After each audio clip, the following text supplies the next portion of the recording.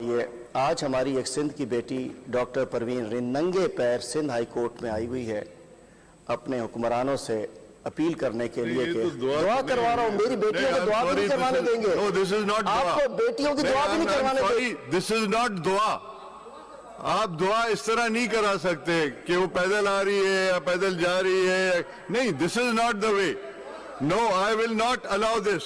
Please sit down. आप लोग sorry, हम बात करने को I don't take dictation from anybody.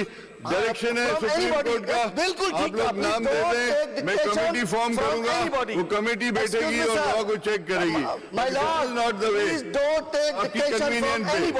Please don't take dictation from anybody. हम तो हैं बेचारे, इधर से भी ना लिया। मैं जब भी बोलने देता हूँ आप साइड पे चले जाते हैं, कभी इस साइड पे जाते हैं, कभी किसी साइड पे चलेगा। दुआ को आप पॉलिटिसाइज कर रहे हैं। जब स्पीकर चलेगा तो कैसे चलेगा? हमारी करारदादें, ये हमारे सिंध की बेटियों की करारदादें पड़ी है, ये नहीं आ रही है। सिंध की बेटी की करारदाद आनी चाहिए।